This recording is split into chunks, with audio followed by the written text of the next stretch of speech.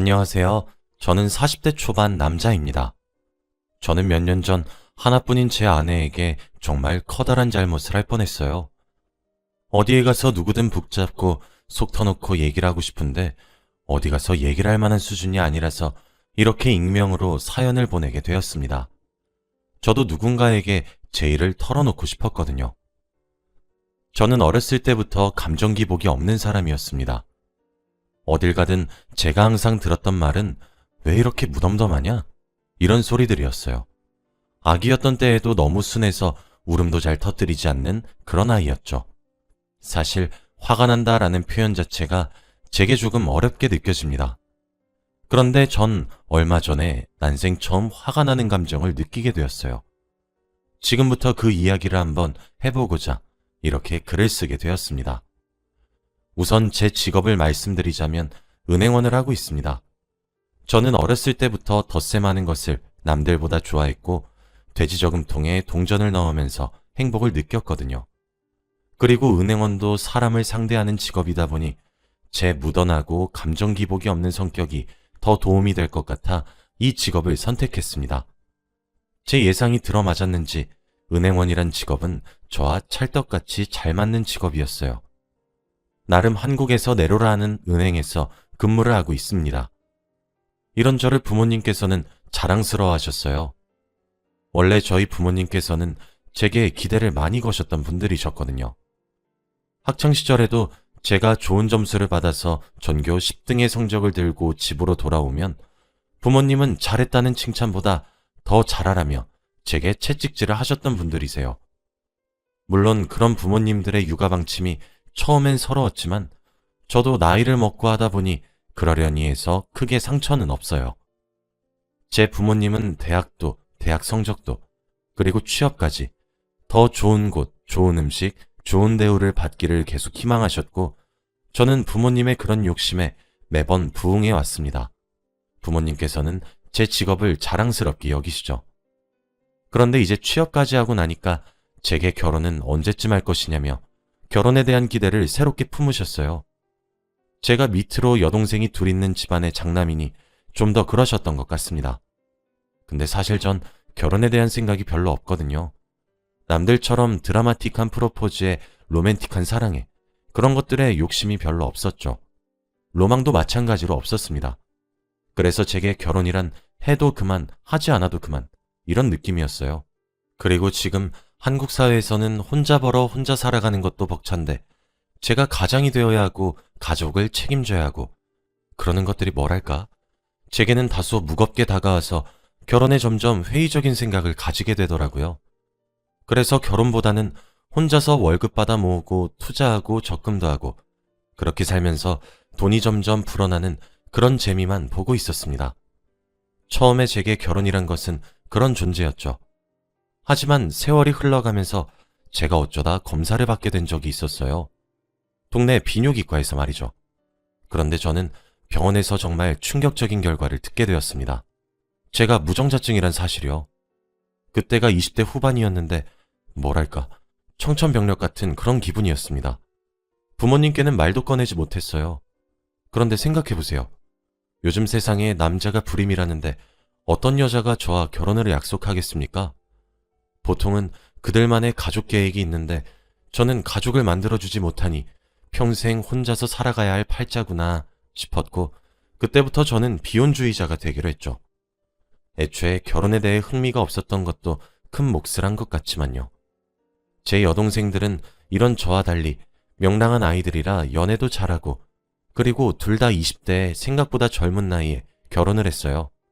그래서 정말 고향으로 내려가서 부모님을 마주하는 일은 시간이 지날수록 점점 어려워졌고 부담스럽게 느껴졌죠. 사실 일찍 결혼한 동생들이 그렇게 부럽지는 않았습니다. 조카들은 귀여웠지만 그냥 제 동생들의 아이들이니 귀여운 수준이었죠. 30대에 들어서고 점점 나이를 한 살씩 먹어서 중반의 나이가 되니 생각이 점차 바뀌더라고요. 막상 아이들을 기르는 재미도 쏠쏠해 보이고 제부들과 알콩달콩 잘 사는 모습과 그런 왁자지껄 웃고 떠드는 모습들이 참 예뻐 보였습니다.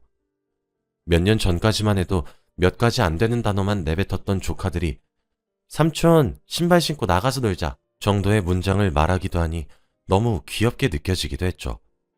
그때부터 결혼이란 것에 대한 제 생각이 조금씩 바뀌기 시작했습니다. 복작복작 거리면서도 웃음이 끊이질 않는 동생들의 가족들을 보니 부럽더라고요. 이런 제 마음을 누구보다 먼저 눈치채신 분들은 다름 아닌 부모님들이셨습니다. 아무리 결혼하라고 말을 하고 잔소리를 해도 들어먹지 않았던 아들 자식이 결혼에 흥미를 보이기 시작하니 이때다 싶으셨는지 선자리를 알아봐 주기 시작하셨죠.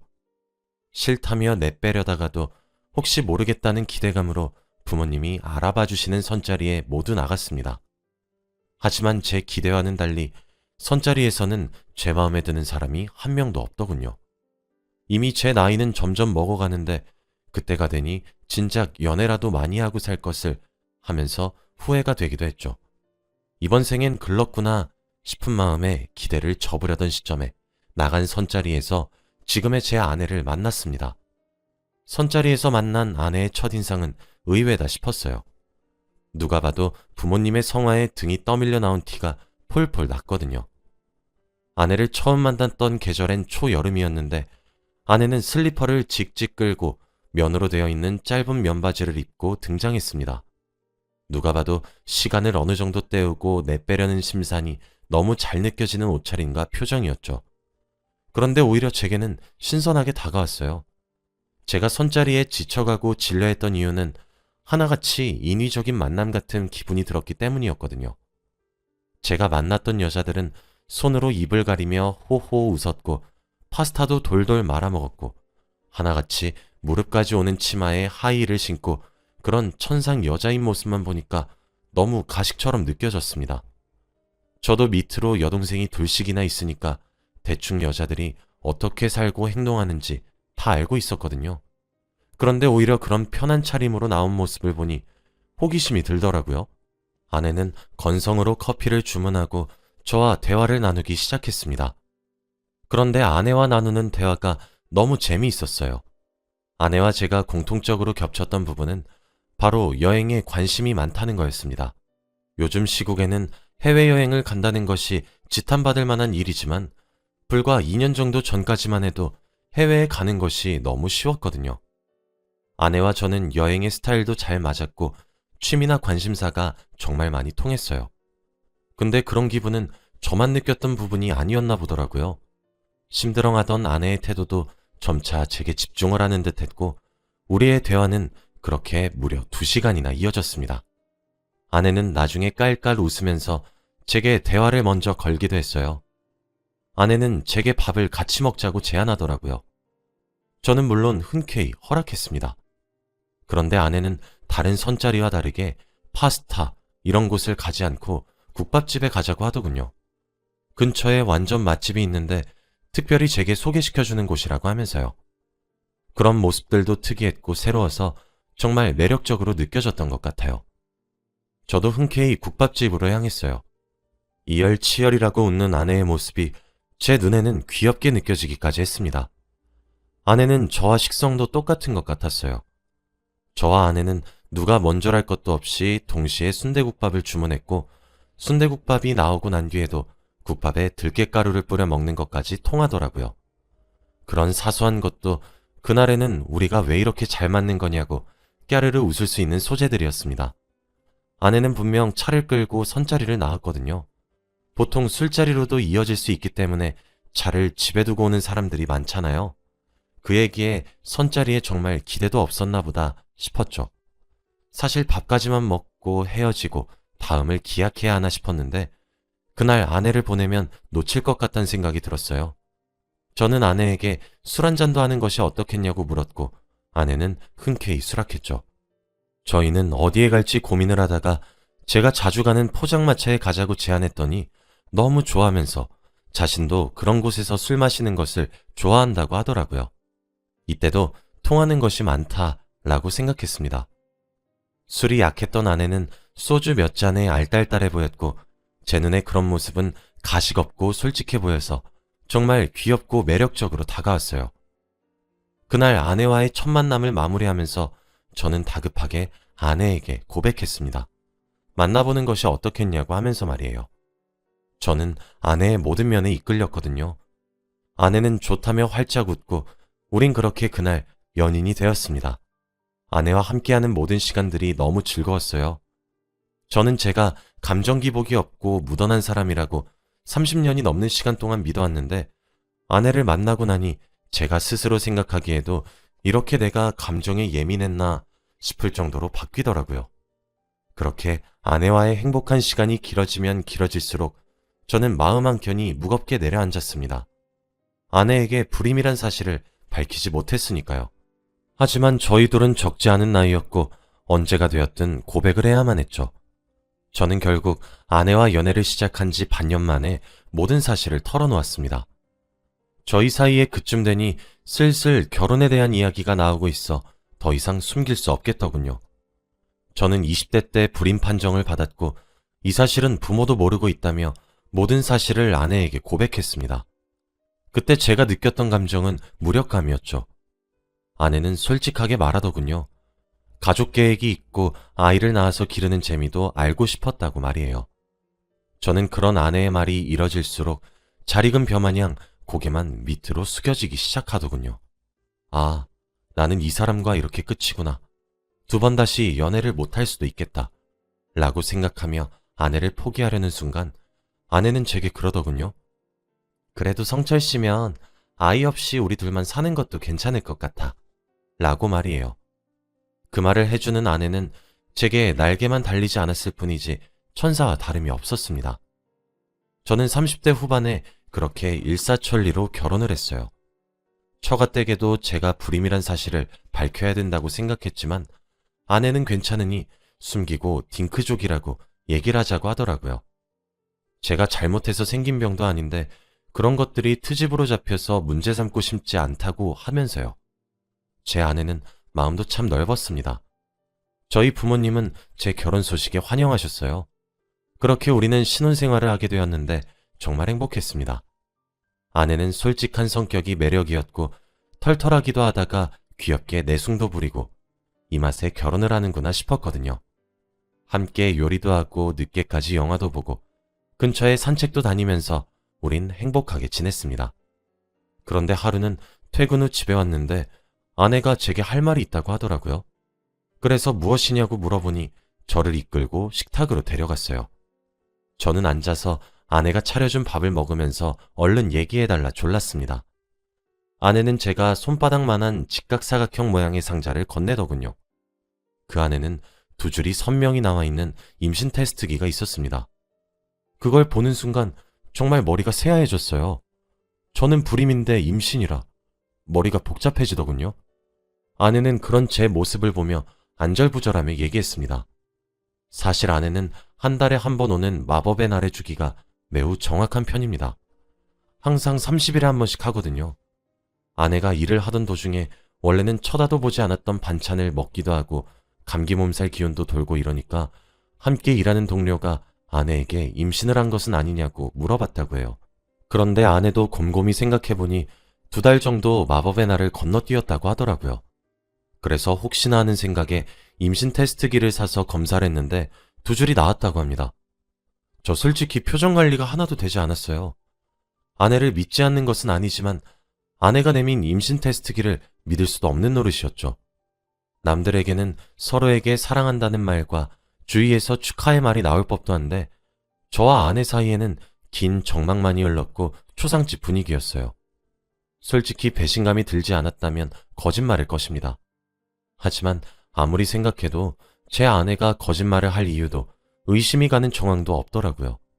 아내는 아무런 대답도 하지 않는 제 모습을 보며 결국 눈물을 터뜨리고 말았고 저는 잠시 시간을 달라고 요청했습니다. 한참을 울던 아내는 눈물을 그치고 제 생각이 정리되기만을 기다리고 있었어요. 저는 일단 우는 아내를 달랬습니다. 그리고 물었어요. 정말 제 아이가 맞냐고 말이에요. 사실 다른 가정의 남편이 아내에게 저런 질문을 했다면 욕이 돌아왔겠죠. 그치만 아내도 그렇게 질문하는 제 심정을 이해해 주었어요. 아내는 하늘에 대고 한 점 부끄러움 없이 제 아이라고 얘기했죠. 저는 아내에게 출산 이후 친자 검사를 요구했습니다. 여보, 당신도 알다시피 나 불임이잖아. 당신을 믿지 못하는 게 아니야. 당신이 날 기만하지 않았다는 사실을 나도 잘 알아. 하지만 이건 별개의 문제야. 당신은 믿지만 지금 나에게 벌어진 상황을 믿진 못하겠어. 라고 말이에요. 아내는 속상하다며 눈물을 흘리면서도 친자검사 요구를 받아들였습니다. 양가에서는 아내가 임신을 했다며 잔치가 벌어졌어요. 저희 가족만 우울했죠. 아내는 심지어 일란성 쌍둥이를 임신했더군요. 하나는 아들이었고 하나는 딸이었습니다. 저희 부모님은 복 2개가 굴러들어왔다며 태몽을 네가 꿨니 내가 꿨니 하셨고 처가댁도 저희 집과 마찬가지였습니다. 저는 아내의 결백을 믿었기에 임신을 하는 기간 동안 정말 최선의 노력을 다했어요. 아내는 딸기가 먹고 싶다 그러면 정말 몹시 추운 겨울에도 딸기를 사러 갈 수준의 정성으로 말이죠. 그리고 약 8개월 뒤 아내는 아이를 출산했습니다. 아내를 많이 닮은 공주님과 왕자님이었어요. 아내는 아이들을 출산하고 눈물을 뚝뚝 흘리더군요. 아내는 출산 후 아이의 머리카락을 뽑았습니다. 그날 바로 보낸 친자검사는 다음날 유선으로 연락이 먼저 왔습니다. 그리고 며칠 뒤 서류가 온다고 하더라고요. 검사 결과는 99.7%로 제 아이들이 맞았습니다. 아내도 그러게 자기가 뭘 했냐며 복잡한 심경이 가득한 얼굴로 저를 쳐다보더군요. 전 비뇨기과에 가서 재검을 신청했습니다. 남자 불임이 임신이 가능한 것인가 싶어서 말이죠. 재검 결과 저는 무정자증이 아니라 희소정자증이라고 하더라고요. 남들보다 정자의 수가 현저히 적지만 자연 임신이 불가능하진 않다고 했습니다. 저는 그 결과를 아내에게 알려주었어요. 그리고 아내에게 정말 진심으로 사죄했습니다. 여보, 이런 일 겪게 해서 너무 미안해. 내가 너무 보잘것없는 사람이라 그랬어. 당신이 나 말고 다른 사람을 만났다면 이런 상황을 겪지 않아도 되었을 텐데 정말 너무 미안해. 라고 말이에요. 제가 불임이 아니란 것과 사랑하는 아내가 자신을 쏙 빼닮은 아이들을 둘이나 낳아준 것이 기쁘기도 하면서 미안하기도 해서 복잡한 신경이었죠. 저는 티를 안 냈다고 생각합니다. 은연중에 낳는지는 알 수 없지만요. 아내 자신도 그간 마음고생이 많았던 것인지 제 품에 안겨서 엉엉 눈물을 흘리더군요. 그러면서도 제게 자신을 믿어줘서 고맙다고 했습니다. 충분히 본인의 외도를 의심할 수 있는 상황임에도 불구하고 자신을 믿어주는 저를 보며 모든 것을 인내할 수 있었다고 하면서 말이에요. 저희 부부 사이에 일어났던 이 해프닝은 우리만 알고 있자며 굳게 약속도 했어요. 저는 제게 벌어졌었던 일이 어쩌면 저와 아내의 사랑을 시험했던 신의 질 나쁜 장난이었던 것은 아닌가 생각하고 있습니다. 찰나의 순간이라도 아내를 100% 신뢰하지 못한 스스로가 몇 년이 지난 지금까지도 많이 죄스럽네요. 아내는 이제 그때의 이야기를 꺼내면 제게 눈을 흘기며 장난을 칠 정도로 마음을 많이 풀었습니다. 저도 아내가 그렇게 장난을 치면 선자리에 슬리퍼를 신고 오는 사람이 어디 있냐며 맞받아치기도 해요. 물론 그렇게 되기까지 저도 많은 노력을 했던 것 같습니다. 저는 이 일을 계기로 사람이 살다 보면 믿기 힘든 일이 벌어지기도 하는데 그때 진정한 부부라면 끝까지 서로를 믿어야 된다고 생각하게 되었어요. 이 일이 일어난 이후 저는 아내가 김치찌개가 된장찌개라고 해도 믿고 있습니다. 그런 제 모습을 보고 웃는 아내가 귀엽고 사랑스럽기도 하지만요.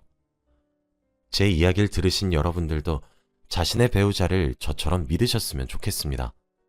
제가 만약 아내를 믿지 못했다면 지금의 관계는 없었을 것 같아요. 상상만 해도 매우 아찔하네요. 순간의 선택이 인생을 좌우했을 수도 있다는 생각을 하니 오싹하기까지 한 것 같습니다. 제 이야기는 여기까지예요. 긴 이야기를 들어주셔서 정말 감사합니다.